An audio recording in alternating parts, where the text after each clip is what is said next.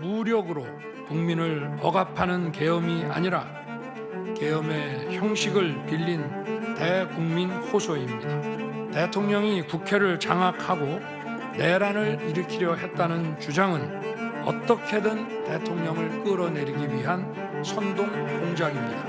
본론 절차가 원만히 종결되도록 협력해 주신 청구인 소추위원과 피청구인 본인께 감사드립니다. 선고기일은 재판부 평의를 거쳐 추후 고지해 드리겠습니다. 윤석열 대통령의 탄핵 심판 변론이 종결돼서 이제 선고만을 남겨두고 있습니다. 물밑에서는 그럼에도 불구하고 양측이 치열한 증거 제출 싸움이 이어지고 있습니다. 서로에게 불리한 진술과 증거를 하나라도 더 추가하기 위해서 의견서를 내는가 하면 아니면 추가 증언을 자료로 제출하는 그런 상황입니다. 공방을 이어가고 있는데 변론 종결 이후에도 이 분위기는 막판까지 계속 이어지고 있습니다. 헌재가 인용이든 기각이든 어떤 결정을 하든 간에 글쎄요, 과연 승복으로 이어질지 아니면 어떤 결과도 승복할 수 없다라는 충돌로 갈지 아무도 예측할 수 없는 그런 상황이 됐습니다. 이번 주말에도 벌써 내일부터 대규모 탄핵 찬반 집회가 예고가 돼 있는데요. 장외 콘크리트 여론전 최고조에 달할 것으로 예상이 됩니다. 국민적 열망에도 불구하고 만약 헌법재판소가 탄핵 소추를 인용한다면 폭동이 일어날 것입니다. 그 누구도 통제할 수 없을 것입니다.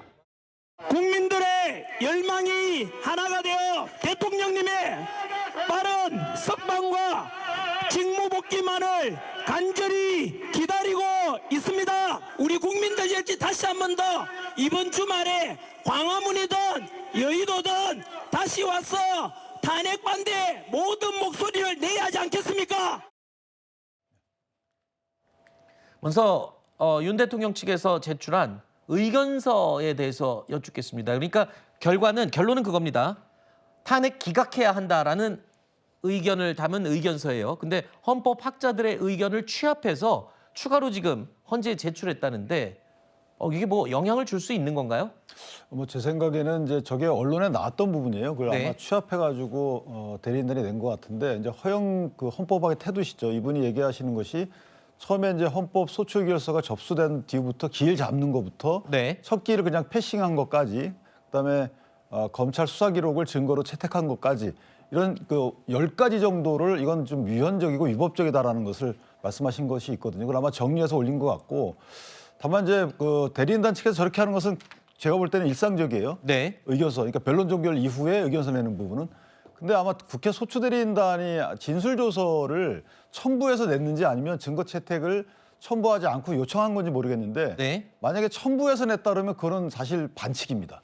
왜냐하면 변론이 다 끝났기 때문에. 끝났는데 사실 증거에 준하는 서면을 참고 자료로 냈다 그러면 그건 문제가 있는 거고요. 아하. 증거 조사를 거치지 않고 재판관에게 현출된다는 것 자체가 원래는 있어서는 안 될 부분입니다. 네. 제가 정확히 파악 못하고 있는 것이 그 의견서에 해당 진술 조서를 첨부해가지고 이거 증거로 채택해 주십시오라고 낸 것인지 네. 아니면 이런 진술 조서가 있는데 이거를 별도의 증거 조사 합시다라고 요청한 것인지를 모르겠지만 만약에 후자라 그러면 전자라 그러면 문제가 있어요. 네. 왜냐하면 지금 위헌 위법에 대해서는 사실 헌재 재판관들이 본인들이 판단할 부분이지만 네. 이게 중대한 위헌 위법이냐 중대성과 관련돼서는 만약에 증거 조사를 거치지 않은 저런 의견서가 현출되게 되면 재판관들에게 상당한 영향을 끼치거든요.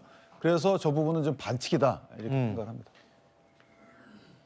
물론 결정은 헌법재판소, 헌법재판관들이 하겠죠. 그런데 이 막판까지 죄송합니다. 윤 대통령 측에서는 의견서 제출하고 또 국회 측에서는 추가 증거 신청을 하고 또 이에 대해서 이건 증거로서 자격이 없다라고 또 반박을 하고 끝까지 지금 공방을 벌이고 있습니다.